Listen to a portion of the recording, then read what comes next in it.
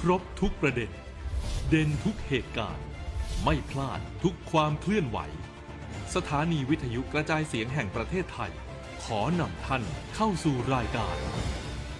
บันทึกสถานการณ์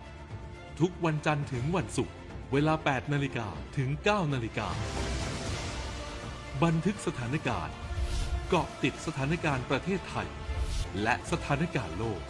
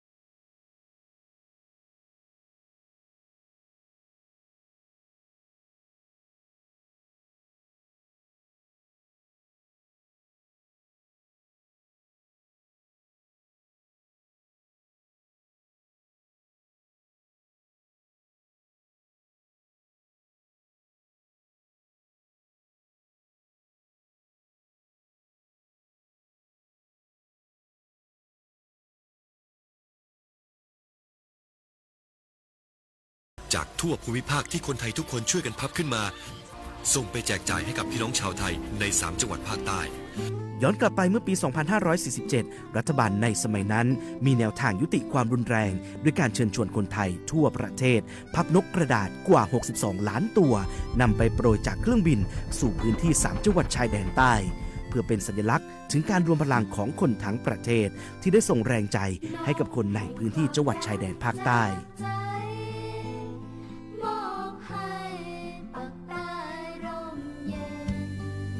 นกกระดาษกว่า 62 ล้านตัวที่โปรยมาจากฟากฟ้าในวันนั้นได้นำมาก่อสร้างเป็นอนุสาวรีย์นกสันติภาพที่ชาวจังหวัดนราธิวาสเรียกกันว่า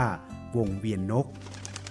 ผ่านมาแล้วกว่า 20 ปี อนุสาวรีย์นกสันติภาพยังคงตั้งตระหง่านและกลายเป็นสถานที่จุดเช็คอินของนักท่องเที่ยวแม้ว่านกสันติภาพตัวนี้จะไม่สามารถส่งเสียงได้แต่ก็คือสัญลักษณ์แห่งความหวังด้วยหวังว่าวันหนึ่งบ้านเมืองจะกลับมาสงบสุขและมีรอยยิ้มอีกครั้ง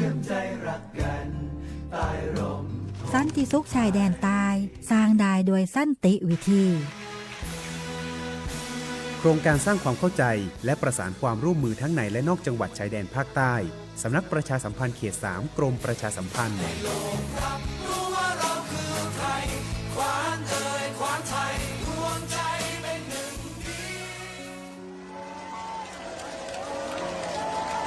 เสียงที่เปล่งจากหัวใจของพระสงฆ์นิกรชาวไทยที่มีแด่พระผู้ทรงเป็นดั่งศูนย์รวมจิตใจเป็นเสาหลักให้กับชาติบ้านเมืองมาทุกกาลสมัยพระมหากษัตริย์ไทยทรงบำเพ็ญพระราชกรณียกิจนานับประการนำพาประเทศชาติให้อยู่รอดปลอดภัยจากวิกฤตการณ์ต่างๆเพื่อให้พระสงฆ์นิกรของพระองค์ได้อยู่เย็นเป็นสุขเราคนไทยจึงควรร่วมกันถวายความรักแสดงออกถึงความจงรักภักดีและรักษาไว้ซึ่งสถาบันพระมหากษัตริย์ด้วยความภาคภูมิใจในความเป็นไทยโดยสำนักงานประชาสัมพันธ์ที่ 3 กรมประชาสัมพันธ์จังหวัดลำพูนเชิญชวนประชาชนและนักท่องเที่ยวร่วมสัมผัสความยิ่งใหญ่ของงานเทศกาลโคมแสนดวงที่เมืองลำพูนสุดยอดฤดูกาลท่องเที่ยวแห่งปีเชิญชวนท่องเที่ยวงานประเพณียี่เป็งเมืองลำพูนชมขบวนแห่โคมไฟอันงดงามการถวายโคมบูชาแด่องค์พระบรมธาตุเจ้าหฤพุนชัยการถวายโคมสักการะพระนางจามเทวี ปฐมบรมกษัตริย์แห่งนครหฤพุนชัย การเทศมหชาติ การประกวดปล่อยโคมลอยบูชาพระเกศแก้วจุฬามณี การประกวดกระทง กิจกรรมตลาดวัฒนธรรม ถนนสายวัฒนธรรม เทศกาลดนตรีและศิลปะลำพูนอาร์ตแอนด์มิวสิกเฟสติวัลกิจกรรมไนท์มาร์เก็ตและกิจกรรมประเพณีลอยกระทงจังหวัดลำพูนเทศกาลโคมแสนดวงที่เมืองลำพูนเทศกาลแห่งสีสันและความสุขเทศกาลท่องเที่ยวจังหวัดลำพูนแห่งปีกับการบูชาโคมแขวนโคมที่ยิ่งใหญ่ที่สุดในโลก19 กันยายนถึง10 พฤศจิกายน 2568 ที่จังหวัดลำพูนจากหมื่นเป็นแสนส่ององค์พระธาตุงดงามสดใสไม่แดนล้านนาดังสวงสวรรค์วิมานบนดินคือโคมแสนดวงที่เมืองลำพูนจึงขอเชิญชวนชนทั่วถิ่นไทยร่วมสร้างศรัทธาหนึ่งในแสนดวงได้พบผลบุญเห็นแสงแห่งธรรมนำจิตใจงามพบผ่านสิ่งดี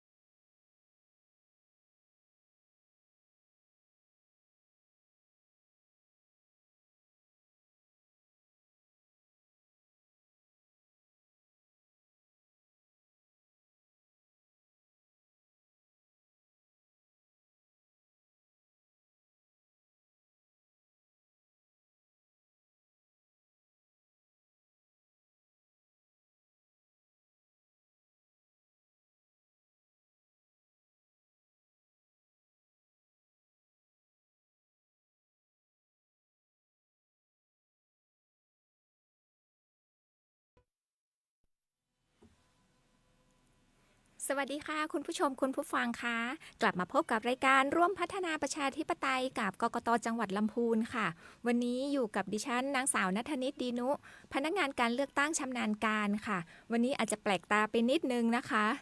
ฉายเดี่ยวค่ะจริงๆก็มีนัดกับน้องอีกคนนึงนะคะแต่ด้วยช่วงนี้เช้านี้เนาะอุณหภูมิสภาพอากาศต่างๆไม่ค่อยเป็นใจค่ะเกิดฟ้าฝนกระหน่ำลงมาน้องก็เลยมีอุบัติเหตุทางถนนนิดหน่อยทำให้เข้ารายการช้านะคะยังไงก็กลับมาพบกับคุณผู้ชมคุณผู้ฟังแน่นอนค่ะทุกๆวันพุธนะคะเวลาประมาณ 9 นาฬิกา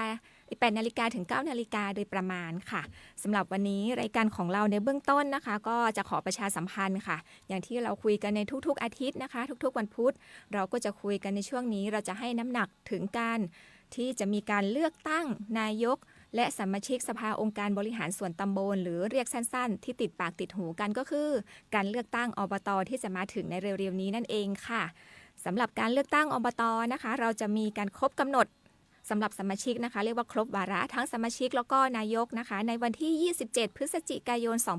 2568 ค่ะ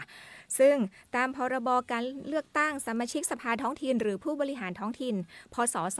2562 แล้วก็ที่แก้ไขเพิ่มเติมนะคะได้กำหนดไว้ว่าในมาตรา 11 ค่ะกรณีครบวาระนั้นจะต้องจัดให้มีการเลือกตั้งภายใน 45 วันนับแต่วันที่สมาชิกหรือว่านายกผู้บริหารท้องถิ่นนั้นครบวาระนะคะซึ่งในที่นี้ครบวาระของเราก็ไปตรงกับวันที่ 27 พฤศจิกายน 2568 ฉะนั้นการเลือกตั้งของเราวันสุดท้ายที่จะมีการเลือกตั้งก็คือวันที่ 11 มกราคม 2569 ค่ะซึ่งไม่ผิดโผแต่ประการใดนะคะในที่นี้ทางสำนักงานกกต. ส่วนกลางค่ะก็ได้มีแผนการจัดการเลือกตั้งสมาชิกสภาองค์การบริหารส่วนตำบลและนายกองค์การบริหารส่วนตำบลนะคะ ซึ่งแผนนี้ก็ได้ประชาสัมพันธ์ให้กับส่วนต่างๆ ที่เกี่ยวข้องได้รับทราบแล้วก็ช่วยประชาสัมพันธ์ค่ะ ก็เลยมีการกำหนดให้วันที่ 11 มกราคม 2569 เป็นวันเลือกตั้งนะคะ ใดๆก็คือทุกท่านเตรียมตัวนะคะ ตอนนี้ผู้ร่วมรายการของดิฉันเดินทางมาถึงเรียบร้อยด้วยความตื่นตระหนกนิดนึงกระหอบสภาพอากาศเป็นยังไงคะการเดินทาง ข้างนอกฝนกำลังตกกันเลยครับพี่ซิมสวัสดีครับ สวัสดีค่ะ สวัสดีครับพี่น้องประชาชนนะครับ พบกับร้อยตำรวจโทปลอมตัวมาหรือว่าตัวจริงคะ ตัวจริงครับตัวจริงครับ ค่ะร้อยตำรวจโทเดชากรเชื้อหมอนะคะ พนักงานสืบสวนและไต่สวนปฏิบัติการค่ะ สวัสดีอีกครั้งอย่างเป็นทางการนะคะ ขออภัยท่านผู้ชมท่านผู้ฟังนิดนึงนะคะด้วยอุบัติเหตุที่ไม่ได้คาดคิดเนาะไม่คิดว่าฝนจะตกกระหน่ำมาช่วงเช้า เมื่อเช้าก็ต้อนรับพี่ตั้งแต่ 7 โมงเลยออกบ้านมา กำลังพูดถึงเรื่องแผนการจัดการเลือกตั้งค่ะน้องเดย์ค่ะว่า นี่คือเป็นอบตหรือว่า ของอบตค่ะว่า อบตครับ ทางกกตเราได้มีหนังสือแจ้งให้เรามาทราบเนาะว่าจะมีการจัดการเลือกตั้งในวันที่ 11 มกราคม 2569 ค่ะ แล้วก็ทีนี้หลายๆท่านอาจจะ11 มกราคมมันอาจจะเป็นวันที่ไม่เกี่ยวข้องกับวันหยุดหรือเปล่าหรือว่าไม่สะดวกฉะนั้นเนี่ยในกฎหมายเขาก็ให้มาอีกค่ะ อีก3เดือนก็11 มกราหลังวันเด็ก สัปดาห์ที่2ของเดือนมกรา คือมัน วันเด็กวันเสาร์ ใช่ที่แรกเราคาดการณ์ว่าอาจจะเป็นอาทิตย์ก่อนหน้านั้นคือมันห่วงวันหยุด แต่ทีนี้ด้วย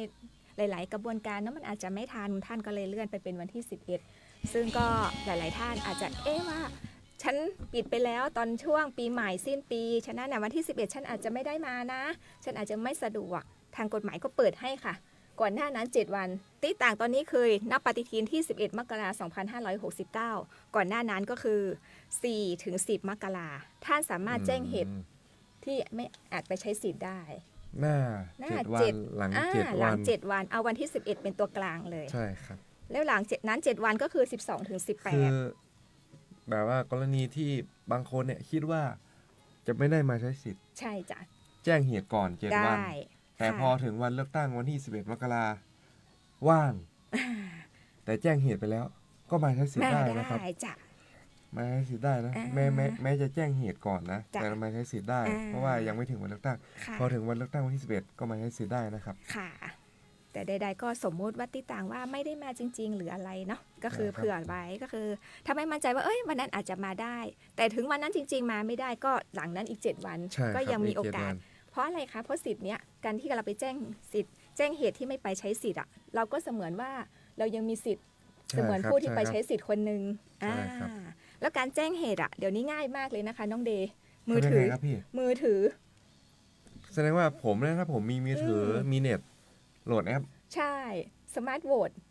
เราจะพูดอยู่บ่อยๆสมาร์ทโหวตสมาร์ทโหวต ถ้าสมาร์ทโหวตเนี่ยคือกกตจะรู้จัก แต่ถามว่าพี่น้องประชาชนเนี่ยน้อยนะที่จะรู้จัก เมื่อเช้าลองดูละ อย่าพูดว่าอย่างนั้นอย่างนี้ ไม่ ละเราอาจจะพูดว่าสมาร์ทโหวตภาษาอังกฤษ เนี่ย ตัว S คืออะไร เราต้องประชาสัมพันธ์ในสมาร์ทโหวตใช้ได้นะครับ อ่าน อกจากสมาร์ทโหวตก็ไทยดี อ่า ไทยดีของปกคร ปกครองจ้ะ ก็ใช้ได้นะครับ สมาร์ทโหวตเมื่อเช้าลองดูละลองแบบงูๆปลาๆเลยสมาร์ทแบบอย่าว่าอย่างนั้นอย่างนี้นะคะ ชาวบ้านที่สะกดกันฉันไม่เอาตัว S ตัว M ละสอเสือมอม้าสระอาดอเด็กเลย ก็ขึ้นใช่ไหมครับ ขึ้นอยู่ค่ะ ถือว่ายังเข้าถึงได้อย่างง่าย คือ ได้ แอปสมาร์ทโหวตนะครับคือไม่ใช้ไม่ใช่เพื่อแจ้งสิทธิ์เท่านั้น มีข้อมูลเยอะ เยอะ มาม าก ก อยากจะรู้ อ่า ข้อมูลของท้องถิ่น ค่ะ การเลือกตั้งท้องถิ่นระดับชาติ ใช่ มีทั้งหมดเลยแบบลำพูนเรามีกี่เทศบาล อ่า เสิร์ชหาได้ ใช่ค่ะ เทศบาลที่ไหนสสใครเป็นสสของเรา ใช่ ลำพูนก็หาได้ ใช่ รวม เลย มีข้อมูลของสสของเรา อ่า ลำพูนก็มีในแอป ใช่ สมาร์ทโหวต ค่ะ นะครับ ก็แอบกังวลว่าเอาจริงๆเลยอย่างพ่อพี่เนี่ย ครับ ไม่รู้หรอกภาษาอังกฤษ A B C D ไม่รู้เลยสมาร์ทโหวตคืออะไร ลองดูละสอเสือพ่อสอเสือ ขึ้นอยู่สมาร์ทเฉยๆนี่แหละเมื่อเช้าแอบยิ้มดีใจหน่อยว่า หาได้ง่าย ก็เลยอยากจะประชาสัมพันธ์ด้วยนะคะแอปนี้ค่ะ ในส่วนของแผนการเลือกตั้งก็เป็นอย่างนี้ ในส่วนของผู้ไปใช้สิทธิ์ก็ในเบื้องต้นประมาณนี้ก่อน แล้วก็ถามว่าเลือกตั้งวันที่ 11 มกราคม 69 แล้วระหว่างนี้ล่ะทำอะไรบ้างล่ะกกตหรือว่ารอ 11 มกราคม 69 เลยทีเดียวไม่ค่ะ ช่วงนี้ก็มีการเตรียมการละ ช่วงนี้คือถ้าเป็นของผู้สมัครก็รู้ตัวอยู่แล้ววางแผนว่าใครจะ ลงรับเลือกตั้งเป็นผู้ จ้ะ สมัครต้องทำยังไงบ้างตอนนี้คือ180 วันนะครับ จ้ะ ผู้สมัครก็ระมัดระวังตัวมากจะ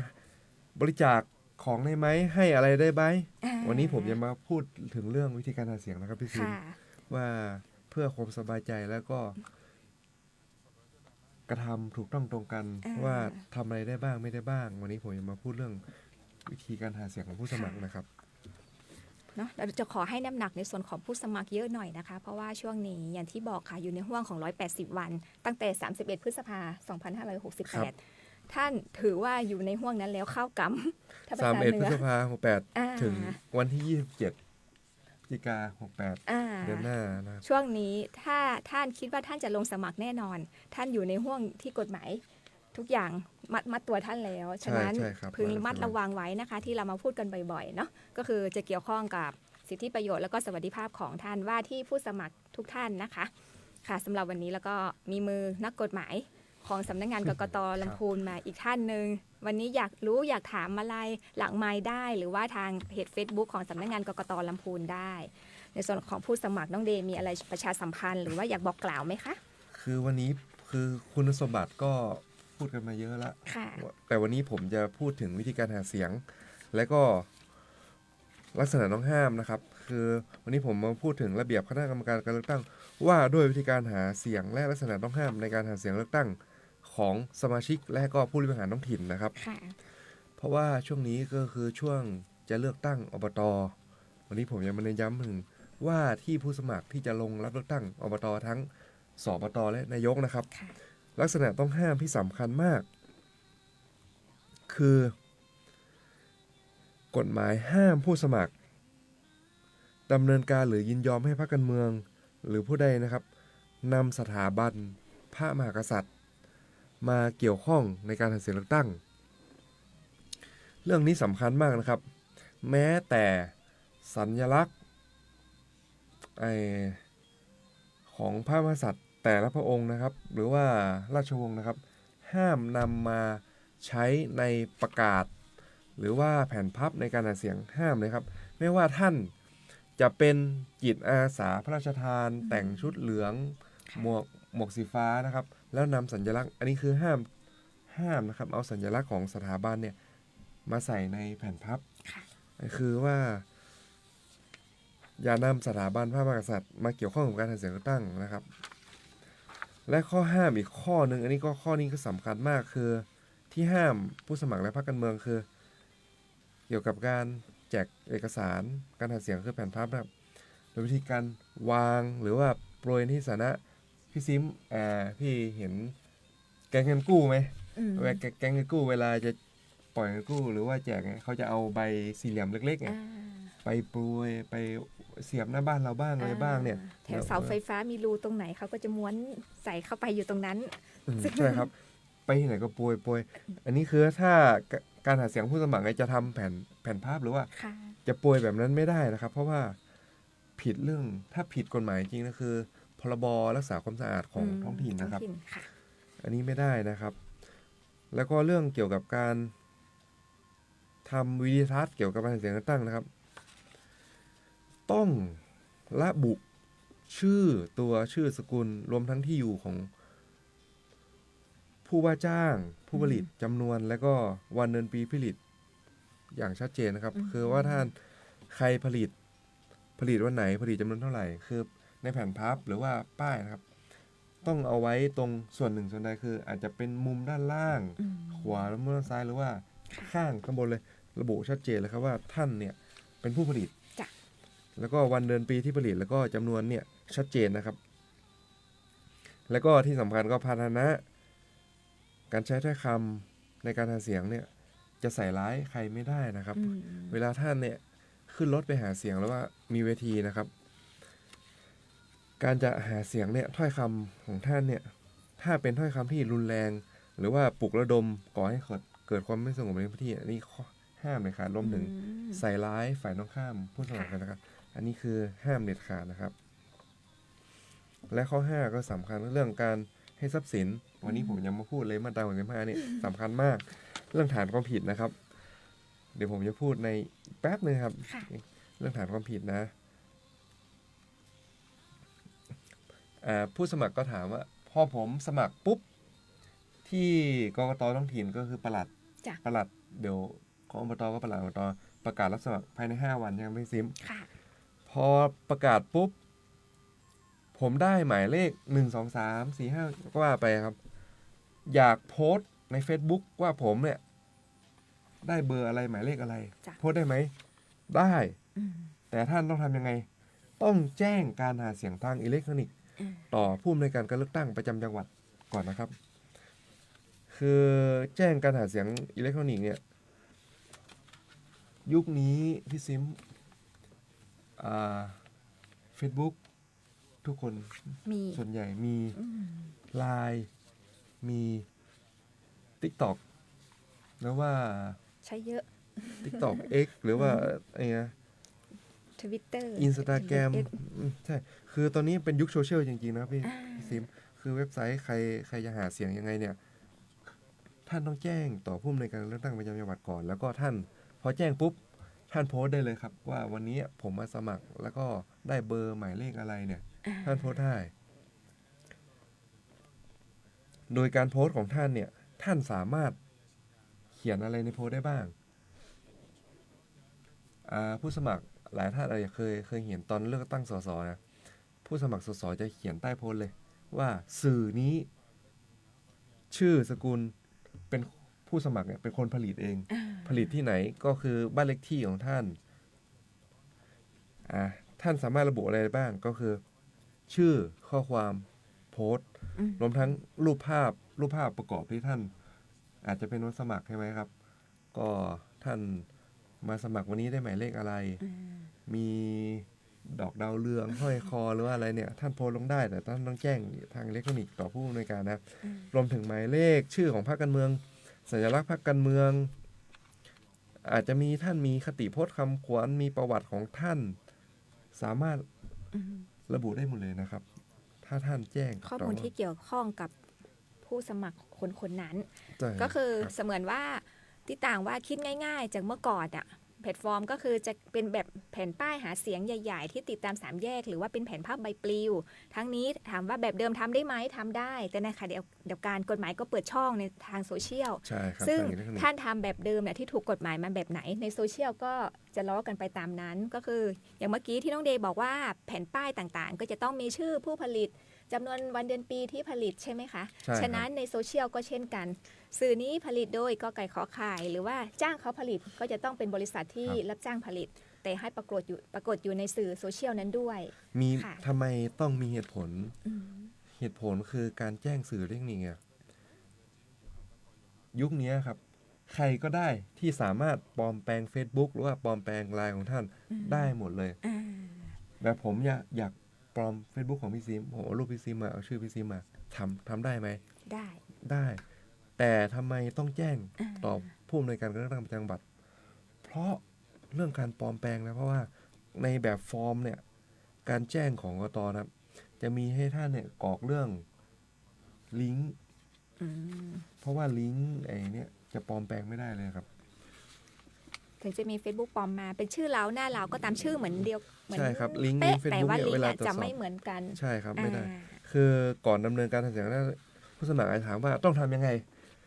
ถ้าท่านเนี่ยครับ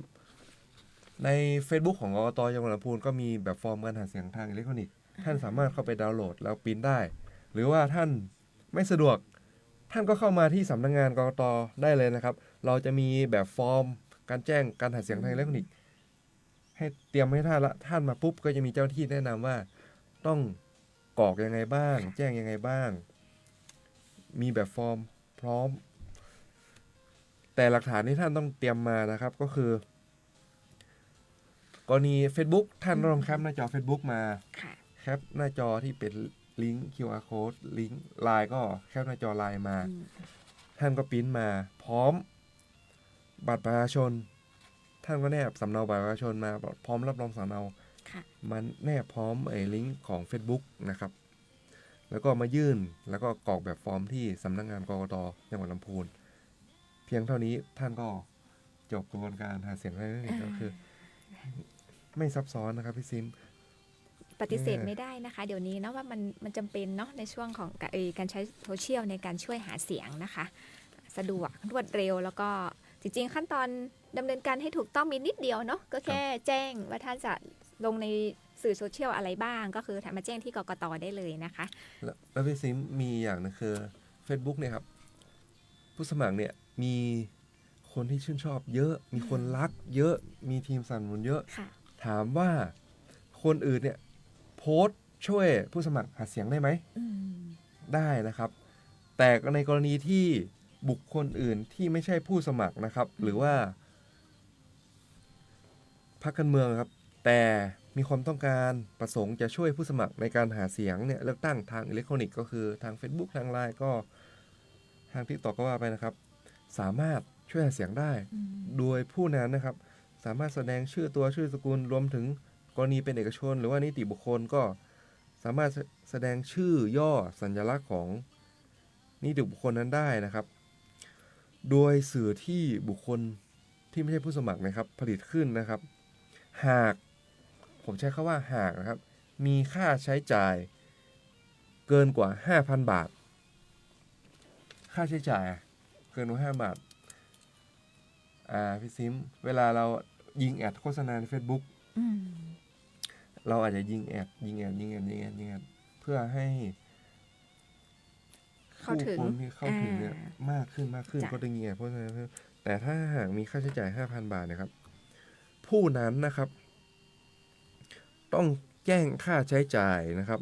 ต่อผู้สมัครทราบนะครับทั้งนี้นะครับ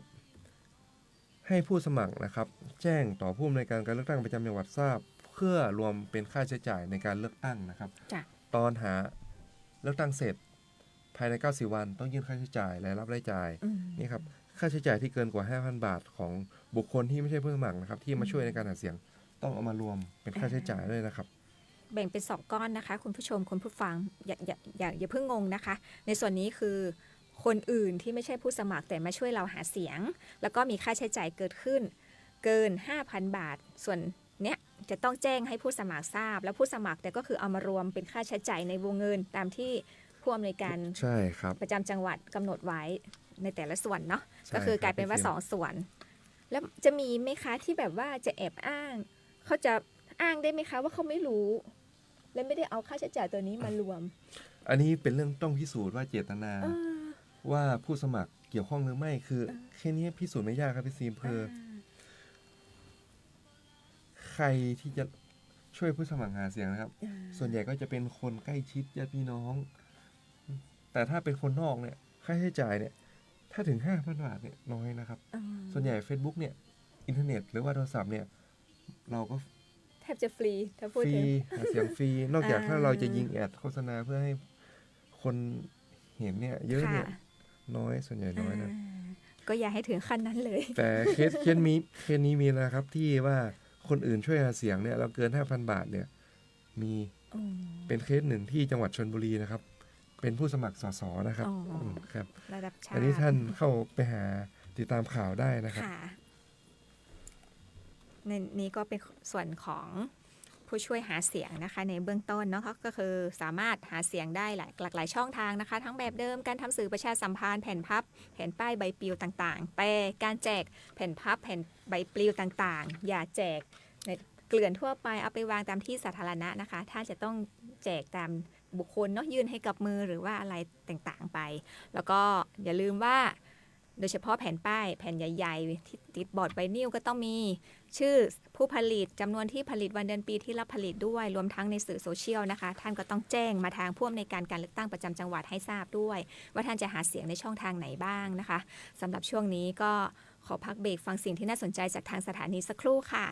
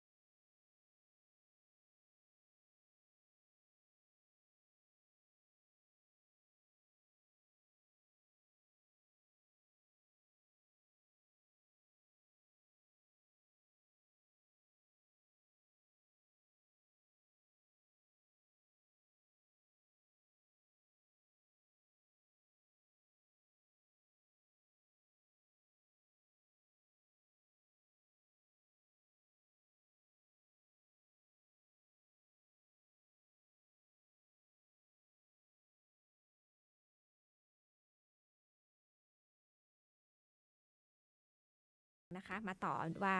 ในส่วนของผู้ช่วยหาเสียงเมื่อกี้ก็คือย้ำว่าหาเสียงได้หลากหลายช่องทางนะคะทั้งแบบเดิมแล้วก็สื่อต่างๆในโซเชียลมีเดียต่างๆด้วยนะคะก็ค่อนข้างจะเป็นห่วงก็เลยเน้นย้ำในส่วนของให้น้ำหนักในส่วนของว่าที่ผู้สมัครนะคะมีอะไรจะประชาสัมพันธ์ไหมคะน้องเดย์ต่อจากเมื่อกี้ อันนี้สำคัญมากครับพี่ซิม ค่ะ ผู้ช่วยหาเสียงนี่คือว่าเป็นบรรยากาศของการเลือกตั้งเลยทำให้รู้ว่าเลือกตั้งเวลาเรามีเลือกตั้งปุ๊บเราจะเห็นพี่น้องประชาชนชาวบ้านเดินขบวนกันหาเสียงใส่เสื้อของผู้สมัครมีป้ายเดินไปหาเสียงแต่เข้าตามบ้านในหมู่บ้านเนี่ย ค่ะ เป็นบรรยากาศของการเลือกตั้ง คือกรณีที่ผู้สมัครนะครับ สามารถเอาใครได้บ้างมาเป็นช่วยหาเสียง ข้อนี้ก็สำคัญ เพราะว่าระเบียบเรื่องวิธีการหาเสียงนะครับ ผู้ช่วยหาเสียงต้องเป็นบุคคลที่มีสัญชาติไทย คนต่างด้าวไม่ได้เด็ดขาด ต้องสัญชาติไทย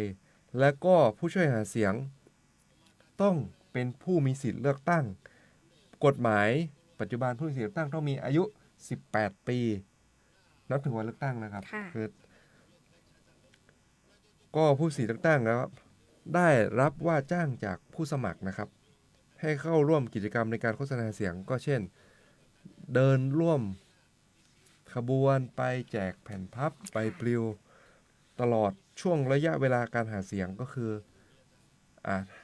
ถ้าอบตครับกรณีครบวาระก็ภายใน 45 วัน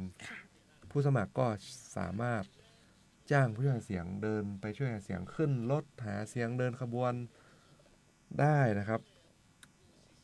และก็ค่าใช้จ่ายก็สำคัญวันละค่าใช้จ่ายของแรงงานขั้นต่ำของเยาวชนวันละ350 บาท 350ประมาณนั้นค่ะ 350 บาท ณ ปัจจุบันนะครับของปี68นะครับ ให้มากไม่ได้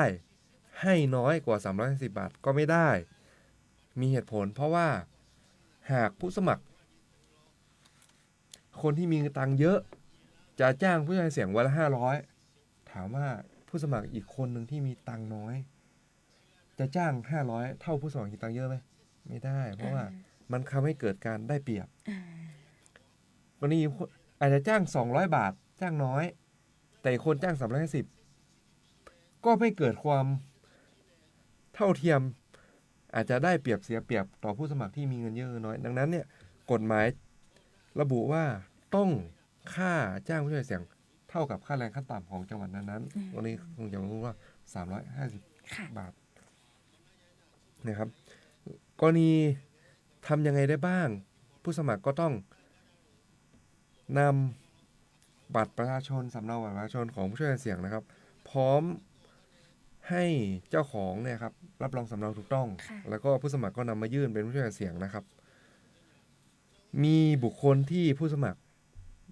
ไม่ต้องแจ้งเป็นผู้ช่วยหาเสียง กฎหมายระบุบุคคลที่2ประเภทก็คือประเภทที่1ก็คือสามีภรรยาที่ชอบด้วยกฎหมายนะครับ ถามว่าผู้สมัครหลายท่านคือแต่งงานอยู่กันกินฉันสามีภรรยามา10-20 ปี แต่ไม่ได้จดทะเบียน กรณีแบบนี้ท่านต้องแจ้งเป็นผู้ช่วยหาเสียงนะครับ เพราะว่าถือว่ามิใช่สามีภรรยาที่ชอบด้วยกฎหมายนะครับ รวมถึงบุตรด้วยนะครับ บุตรต้องเป็นชอบด้วยกฎหมายกรณีเป็นบุตรบุญธรรมก็ต้องรับรองบุตรก่อนนะครับ คือบุคคล2ประเภทคือสามีภรรยาแล้วก็บุตรเนี่ยผู้สมัครไม่ต้องแจ้งนะครับเป็นผู้ช่วยหาเสียงคือกฎหมายยกเว้นแค่2คนนะครับ แต่ถ้าเป็นพ่อแม่ผู้สมัครพี่ชายน้องชายพี่สาวน้องสาวเนี่ยแจ้งไหมแจ้งครับ อันนี้ต้องแจ้งนะครับ แจ้งเป็นผู้ช่วยหาเสียงนะครับ ถามว่าผู้สมัครต้องเตรียมอะไรมาบ้างก็สำเนาบัตรเมื่อกี้ที่ผมพูดไปรวมถึงในแบบฟอร์มของกต.แจ้งผู้ช่วยหาเสียงผู้สมัครต้องระบุด้วยนะครับว่าจะจ้างผู้ช่วยหาเสียงคนนี้เนี่ยทำอะไรบ้างมีหน้าที่อะไรบ้างเช่นให้เดินหาเสียงจากพระปลิวต้องเขียนในแบบฟอร์มของการแจ้งผู้ช่วยหาเสียงของกต.นะครับแล้วก็ค่าแรงขั้นต่ำ350 บาทแจ้งต่อผู้อำนวยการการเลือกตั้งประจำจังหวัดทราบถามว่าต้องแจ้งตอนไหนแจ้งก่อนใช้อันนี้สำคัญมากแจ้งก่อนดำเนินการนะครับคือท่าน พรุ่งนี้ท่านจะเดินหาเสียง และจะใช้ผู้หาเสียงเนี่ยในกในขอเนี่ยวันนี้หรือว่าวันก่อนหน้าท่านต้องแจ้งก่อน ค่ะ แล้วก็มีคำถามมาอีกแล้วพี่ซิมคำถามเยอะมากคำถามคือวันนี้คือคนรักเยอะระหว่างที่กำลังหาเสียงอยู่ อาจจะเป็นขบวนรถ3 ล้อมอเตอร์ไซค์พ่วงข้างหรือว่ารถกระบะคือชาวบ้านเวลาเห็นช่วยเสียงคนรู้จักกันก็อยากมาช่วย ค่ะ ทั้งตอนแรกผู้สมัครยังไม่ได้แจ้งผู้เสียงนะก็ขึ้นรถกระบะมาด้วยนั่งมอเตอร์ไซค์พ่วงข้างมาด้วย แต่ผู้สมัครแจ้งถ้ากรณีแบบนี้นะครับ ผู้สมัครนะครับสามารถแจ้งต่อผู้อำนวยการการเลือกตั้งประจำจังหวัดทราบโดยเร็วนะครับ หลังจากที่รับทราบว่ามีเหตุการณ์ที่บุคคลที่ไม่ได้เสียงมาช่วยหาเสียงนะครับโดยเร็วนะครับ คือเช่น วันนี้หาเสียงพอบุคคลที่ยังไม่ได้แจ้งชื่อเป็นผู้เสียงมาช่วยหาเสียงวันรุ่งขึ้นหรือวันต่อไปท่านต้องนำบัตรประชาชนสำเนาบัตรเนี่ยมาแจ้งว่ามีบุคคลที่ท่านยังไม่ได้แจ้งเป็นผู้ช่วยเสียงเนี่ยมาช่วยหาเสียงเนี่ยต้องแจ้งโดยด่วนนะครับ เพราะว่าเจตนาของท่านก็คือไม่ทราบจริงๆ แล้วก็มาแจ้งครับ กฎหมายก็เปิดช่องไว้ให้อยู่นะคะ ใช่ว่าแค่นั้นก็แค่นั้นนะวันนั้นแต่ก็ท่านจะต้องแสดงเจตนาชัดเจนเนาะว่าท่านเพิ่งรู้ว่ามีบุคคลเนี้ยเพิ่งเข้ามาช่วยในการหาเสียงช่วยกับท่านก็คืออย่างที่น้องเดย์บอกค่ะกรณีรู้วันนี้ปุ๊บถ้าเป็นไปได้ก็สามารถแจ้งวันนี้ได้เลย หรือว่าไปในพรุ่งนี้แต่ใดๆก็คืออย่าปล่อยปละละเลยในเรื่องนี้ เพราะว่าน่าจะมีคดีอะไรที่แบบอย่างนี้เหมือนกันใช่ไหม อาจจะมีครับเพราะว่าคนรักเราเยอะผู้สมัครฝ่ายตรงข้ามก็รักเราเหมือนกัน ที่ต่างเช่นกันนะคะ ตลอดครับ ใจเขาใจเรามีการมองหน้ากันอยู่ เขาจะอย่างนั้นไหมเราจะอย่างนี้ไหม สมมติพี่ซิมเป็นผู้สมัครนะแบบพี่ซิมลงผู้สมัครนายกนายกอบตใกล้ถึงแล้วพี่ซิมสามารถให้อะไรผู้ช่วยเสียงได้บ้างครับพี่ซิมจะให้เสื้อทีมสิ่งของเช่นหมวกหรือว่าปลอกแขนหรือว่าทุกอย่างเนี่ยให้ผู้ช่วยเสียงได้แต่จะให้ชาวบ้านแม่ค้านี่ไม่ได้นะครับจะเวลาไปหาเสียงก็กองทัพเดินด้วยท้องใช่ไหมพี่ซิมการเลี้ยงข้าวปลาอาหารตอนพักเที่ยงจะเลี้ยงข้าวอาหารเลี้ยงเครื่องดื่มน้ำโคกน้ำเปล่าได้หมดเลยสำหรับเลี้ยงเฉพาะผู้ใช้เสียงนะเลี้ยงคนอื่นไม่ได้นะผู้ใช้ได้ก็นี่ผิดกฎหมายนะทีเฉพาะผู้ใช้เสียงนะครับถามว่าเครื่องดื่มเนี่ยไม่รวมถึงเครื่องดื่มแอลกอฮอล์นะครับคือตอนเย็นอาจจะหาเสียงเสร็จเหนื่อยล้ามาทั้งวันจะมีปาร์ตี้สักหน่อยเนี่ยเลี้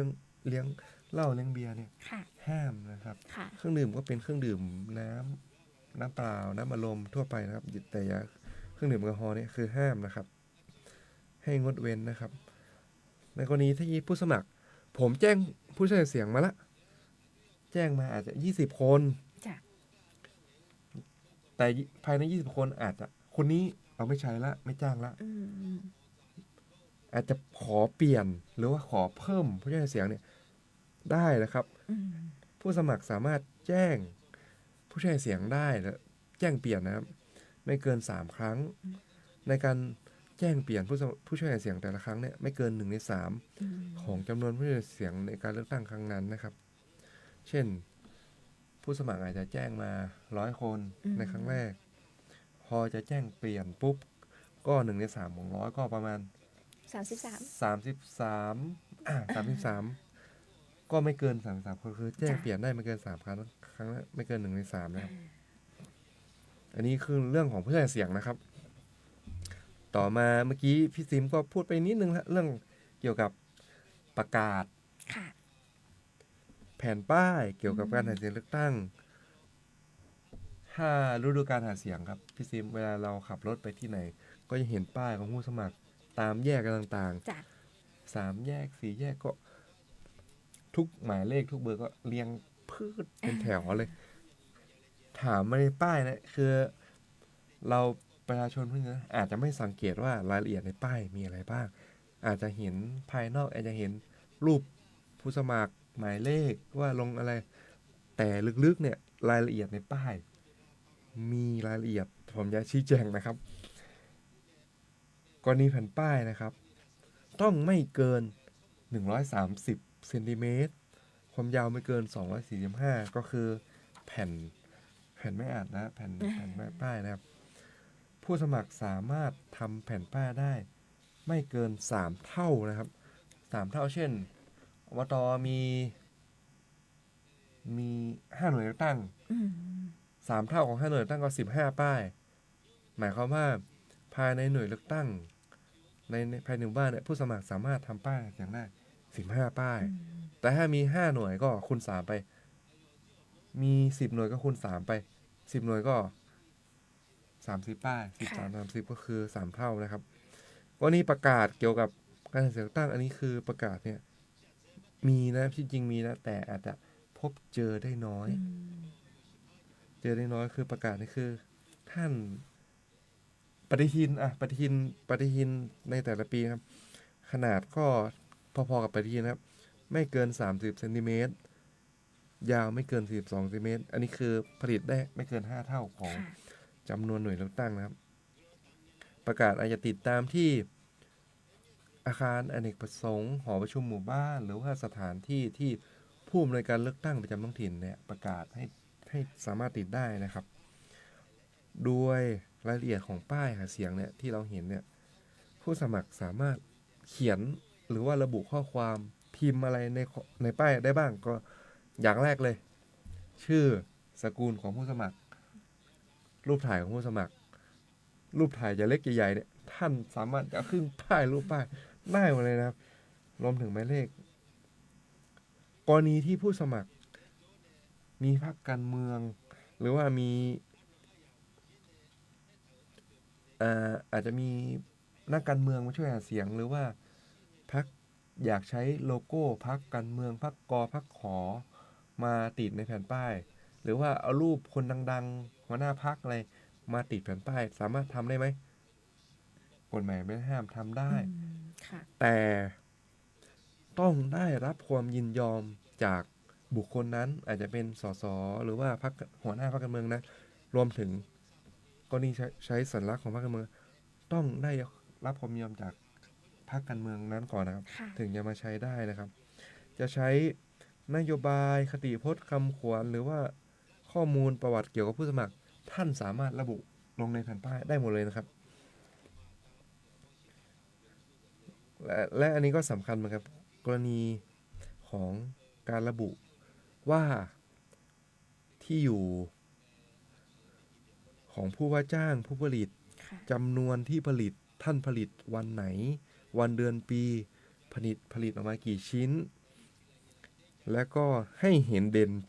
ชัดเจนนะครับของป้ายอาจจะเป็นมุมด้านล่างส่วนใหญ่อาจจะมุมด้านล่างของป้ายนะครับเพราะว่ามองเห็นชัดว่าไม่ว่าล่างซ้ายล่างขวาเนี่ยท่านสามารถระบุได้เลยครับเนี่ยเมื่อกี้เนี่ยเรื่องการนำบุคคลอื่นที่ไม่ใช่มาช่วยในการหาเสียงแล้วมาในแผ่นป้ายอาจจะเป็นคู่เลยรูปคู่แบบพี่ซิมจะลงสมัครนายกพี่ซิมอาจจะเอารูปหัวหน้าพรรคการเมืองเอารูปนายกหรือใครมาคู่กับพี่ซิมเนี่ยได้นะครับแต่พี่ซิมเนี่ยต้องได้รับความยินยอมจากบุคคลนั้นขออนุญาตผมขอวงเล็บขออนุญาตขอเป็นหนังสือนะครับไม่ใช่ว่าลักษณ์อักษรใช่แล้ว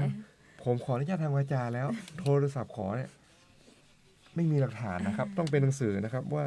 บุคคลนั้นเนี่ยได้ยินยอมให้ท่านเนี่ยนำภาพในจังหวัดลำพูนจะมีนักร้องหรือว่าผู้มีชื่อเสียงของลำพูนเนี่ยสามารถสร้างคะแนนนิยมให้ท่านได้ท่านก็เอารูปของเขามาลงในป้ายได้แต่ต้องขออนุญาตเขาก่อนนะครับเป็นหนังสือนะครับ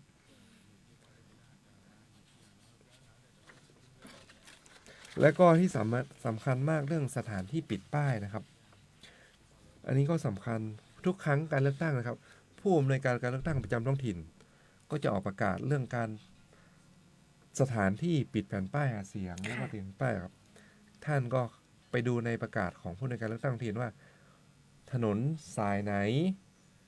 สามารถติดแผ่นป้ายหาเสียงได้บ้างบริเวณแยกไหนสามารถ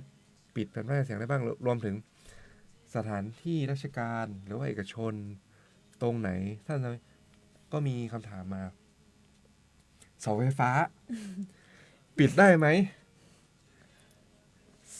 ส่วนใหญ่นะครับ เวลาจะเลือกตั้งนะครับ ผู้อำนวยการเลือกตั้งท้องถิ่นก็ขออนุญาตไปทางการไฟฟ้า ส่วนภูมิภาคการไฟฟ้าจังหวัดแล้วครับว่า ในช่วงการเลือกตั้งก็ให้ผู้สมัครติดแผ่นป้ายหาเสียงได้นะครับ แต่กรณีที่ป้ายหาเสียงเนี่ยผู้สมัครปิดไปแล้วเนี่ยบดบังทัศนวิสัยในการจราจร เช่น ตรงแยกเนี่ยอาจจะเกิดอันตราย ก็ผู้มีสิทธิเลือกตั้งหรือว่าประชาชนสามารถโทรมาแจ้งกกต.หรือว่าผู้สมัครเองก็ฝ่ายตรงข้ามนะ หรือว่าหน่วยราชการนั้นๆนะครับหรือว่าเอกชนนะครับก็โทรมาแจ้งให้ผู้สมัครครับ ย้ายป้ายไปปิดในสถานที่ปลอดภัยได้นะครับ แต่กรณีที่ไม่ว่าหน่วยงานของรัฐหรือว่าเอกชน แจ้งผู้สมัครแล้วผู้สมัครไม่ย้าย โทรไปแจ้งขอให้ท่านมาย้ายป้ายหน่อยเพราะว่าเนื่องจากอันตรายปิดบดบังไม่ได้ไม่ย้ายท่านสามารถย้ายเอง ถามว่าค่าใช้จ่ายในการย้ายเนี่ยครับ สามารถมาเรียกเก็บกับผู้สมัครได้นะครับพี่เซมเช่น บอกเลยไม่ย้ายเราสามารถย้ายเองได้เลย ย้ายเองได้แล้วก็ค่าใช้จ่ายในการที่เราย้ายเนี่ยมาเรียกเก็บกับผู้สมัครได้นะครับ อันนี้ระเบียบระบุเลยนะครับ แล้วก็กรณีที่เขาเอาไปติดตามที่ปกติก็คือพอกกตท้องถิ่นจะประกาศเนาะว่าให้ติดตรงนั้นตรงนี้ได้ แล้วแต่เราอะโดยประชาชนคนทั่วไปก็ไม่ค่อยรู้หรอกว่ามีที่ไหนบ้าง แต่ที่ต่างว่าเขาเอาไปติดในที่ที่เขาห้ามอย่างเงี้ยค่ะ จะมีบทกำหนดโทษหรือว่ามีอะไรไหมคะ อันนี้ก็มีเหมือนกันครับบทลงโทษนะครับ เรื่องการปิดแผ่นป้ายนะครับโทษอาจจะไม่เยอะแต่ฐานที่ท่านจะลงสมัครต่อไปคือตัดอนาคตของท่านนะครับ ท่านมองว่ามีโทษทางอาญานะครับ คือจำคุกไม่เกิน6 เดือนนะครับ ปรับไม่เกิน 10,000 บาท หรือว่าทั้งจำทั้งปรับนะครับ แต่ในกรณีที่ท่านทำจงใจกระทำผิดระเบียบกกตว่าด้วยการให้เสียงเลือกตั้งเนี่ยก็คือเรื่องเพิกถอนนะครับอันนี้คือโทษอาจจะน้อยเรื่อง6 เดือนอาจจะ10,000 บาท เงินเรื่องอะไรนี่อาจจะจิบถ้ามองถึง แต่จะมีผลถ้าไปถึงคำสั่งศาลให้เพิกถอนสิทธิเลือกตั้งนั่นคืออนาคตทางการเมืองของท่านก็คือจบเพียงเท่านั้น ใช่ใช่ครับ ค่ะนี่ก็คือในส่วนของการผู้ช่วยหาเสียงนะคะแล้วก็แผ่นป้ายประกาศต่างๆ ทีเนี้ยในกรณีที่มีการหาเสียงสิ่งที่ตามมานอกจากบุคคลที่เป็นศีรษะในการช่วยหาเสียงก็เป็นส่วนในของพาหนะค่ะน้องดีพาหนะในการหาเสียงก็คือต้องดำเนินการก่อนการหาเสียงเช่นกันก็ต้องแจ้งใช่ไหมคะพาหนะอันนี้สำคัญมากครับพี่ซิมความหมายของพาหนะคนส่วนใหญ่คิดว่าเป็นเรื่องของรถรางมอเตอร์ไซค์รถยนต์รถกระบะแต่ความหมายพจนานุกรมของพาหนะรวมถึงสัตว์ด้วยนะครับสัตว์ต่างสัตว์บรรทุกเช่นช้างวัวหรือว่าควายหรือว่าถ้าเป็นพาหนะก็มีนะครับผู้สมัครสสนะครับจังหวัดหนึ่งภาคเหนือตอนล่างวันที่รับสมัครครับขี่ม้ามาเลยนะครับขี่ม้าถือดาบแต่งชุดนักรบมาม้าก็ถือเป็นพาหนะนะครับที่ผู้สมัครต้องแจ้งนะครับไม่ใช่เรื่องล้อเล่นนะคะอันนี้เราไม่ได้พูดแบบว่าติดตลกหรือว่าอะไรนะคะเป็นเรื่องจริงเนาะคือกรณีผู้สมัครจะแจ้งพาหนะการหาเสียงเลือกตั้งเนี่ย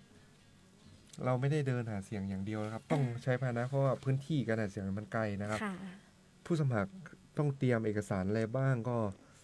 ผู้สมัครเตรียมอย่างน้อยก็ต้องหลักๆถ่ายภาพพาหนะด้านหน้าด้านหลังให้เห็นป้ายทะเบียนรถชัดเจนรวมถึงด้านข้างรถสีรถอันนี้คือขอให้ผู้สมัครปริ้นภาพสีนะครับเพราะว่าเจ้าที่จะได้เห็นชัดเจนว่ารถคันนี้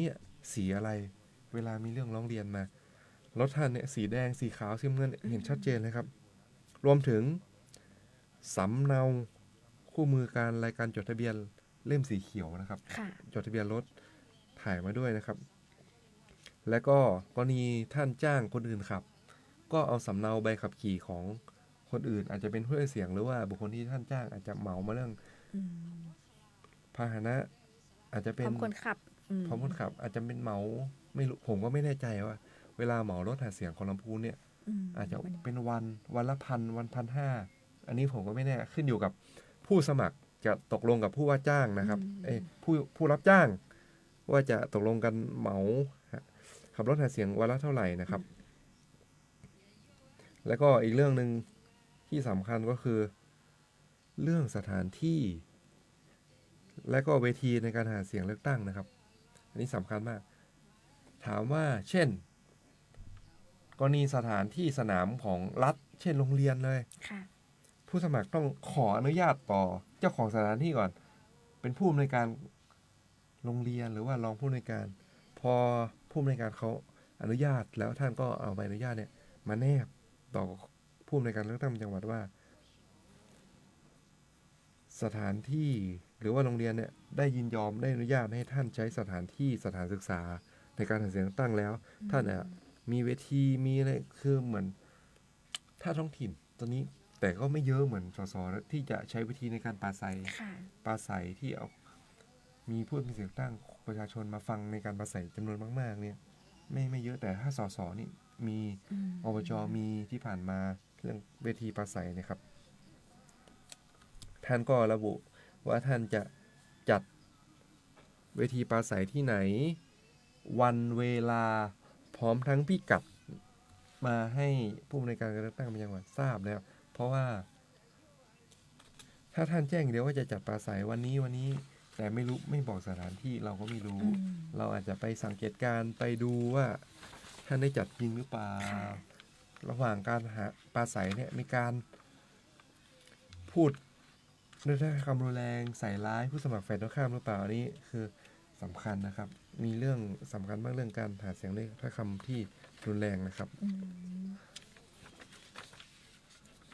ท่านพูดในส่วนที่เป็นประโยชน์กับท่านเนาะแต่อย่าไปโจมตีฝ่ายตรงข้ามหรือว่าให้ร้ายฝ่ายตรงข้ามเพราะว่าอย่างที่บอกค่ะมีคนรักก็ต้องมีคนแอบที่จะอันนี้เราอยู่เลยตามองเราอยู่นะคะก็ด้วยความระมัดระวังด้วยความเป็นห่วงเป็นใยเพราะว่าในฐานะที่เป็นเจ้าหน้าที่ของกกต.เราไม่อยากจะเจอท่านในบทบาทอีกบทบาทหนึ่งที่เราเจอกันมาช่วงหลังนี้เนาะน้องเดย์ก็เลยเป็นเสมือนว่าซักซ้อมก่อนว่าทำความเข้าใจกันก่อนนะคะในเบื้องต้นแล้วก็จะเน้นย้ำอยู่เรื่อยๆในทุกๆวันพุธนะคะในส่วนของเมื่อกี้เราก็พูดถึงการจัดทำสื่อต่างๆในการหาเสียงผู้ช่วยหาเสียงรวมถึงการจ้างพาหนะการแจ้งพาหนะในการหาเสียงซึ่งทั้งหมดนี่ก็คือเอาไปรวมเป็นค่าใช้จ่ายในการดำเนินการหาเสียงของท่านซึ่งทาง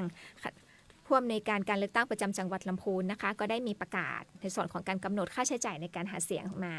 1ฉบับค่ะก็คือในส่วนของกรณีครบวาระนายก1,500,000 บาทค่ะของอบตนะครับอบตค่ะแล้วก็ของสมาชิก 225,000 บาทค่ะ